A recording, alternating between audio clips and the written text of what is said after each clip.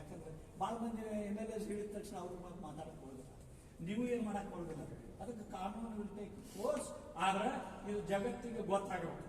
ತಪ್ಪು ನಾ ಮಾಡಿದ್ರೆ ನನಗೂ ಸಜಾ ಆಗಬೇಕು, ಅವ್ರು ಮಾಡಿದ್ರೆ ಅವ್ರಿಗೆ ಸಜಾ ಆಗಬೇಕು. ಈ ಹೋರಾಟ ಇವತ್ತ ಪ್ರಾರಂಭ. ಇನ್ನು ಮುಂದೆ ಯಾವ ಡೇಟ್ ಇರ್ತೈತಿ, ಇಲ್ಲೇ ಬೆಂಗಳೂರಿನಲ್ಲಿ ನ್ಯಾಯಯುತವಾಗಿ ಸತ್ಯ ಪ್ರತಿಪಾದನೆಗಾಗಿ ಹೋರಾಟ. ನಮ್ಮ ಜೀವ ಹೋಗ್ಲಿ, ನೀವು ಗುಂಡಾಕಿ, ನಾವು ಸತ್ಯ ಪ್ರತಿಪಾದನೆ ಮಾಡಕ್ ಬಂದಿರ್ತೀವಿ, ಶಾಂತಿಯುತವಾಗಿ ಬರ್ತೀವಿ. ನೀವು ಅನ್ಬೋದು ಹೈಕೋರ್ಟಾಗ ಆರ್ಡರ್ ಆಗೈತಿ, ಅದು ಎಲ್ಲಿ ಮಾಡಬೇಕು ಏನು ಅಂತೇಳಿ, ಅದನ್ನು ಬಲ್ಲವಿ ಇದನ್ನು ಬಲ್ಲವಿ, ಶಾಂತಿಯುತವಾಗಿ ಹೋರಾಟ ಮಾಡ್ತೀವಿ. ಆದ್ರೆ ಒಂದು ಮಾತು ಹೇಳ್ತೀವಿ, ಇದು ಹೋರಾಟ ಯಾವ ರೀತಿ ಆಕೈತಿ ಅಂತ ಹೇಳಿ ನಾ ಹೇಳಕ್ ಬರೋದಿಲ್ಲ. ಆದರೆ ಶಾಂತಿಯುತವಾಗಿರ್ತೈತಿ. ಕಾನೂನನ್ನು ಕೈಯಾಗ ತಗೊಂಡ್ರಿ, ಅದಕ್ಕೆ ನೀವೇನು ಚಿಂತೆ ಮಾಡೋ ಅವಶ್ಯಕತೆ ಇಲ್ಲ. ಯಾರಿಗೆ ಬಿಸಿ ಮುಟ್ಟಬೇಕು ಅವ್ರಿಗೆ ಬಿಸಿಗೂ ಯಾಕೆ ಮುಟ್ಟಿಸ್ಬೇಕು, ಕಾನೂನಾಗಿ ಮುಟ್ಟಿಸ್ಬೇಕು, ಬೇರೆ ರೂಪದಾಗ ಮುಟ್ಟಿಸ್ಬೇಕು, ಚುನಾವಣೆ ಬರ್ತು ಆವಾಗ ನೋಡೋಣ.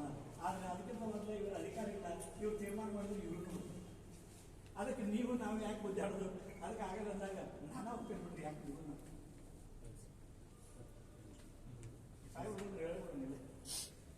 Sir thank you very much, very great of you. ನೀವು ಸೂಕ್ಷ್ಮ ಅದೇನಲ್ಲ ನಮ್ಮ ನ್ಯಾಯಕ್ಕಾಗಿ ಒಳಗೆ ನಾವು ಏನು ಕಂಪ್ಲೇಂಟ್ ಕೊಟ್ಟರೆ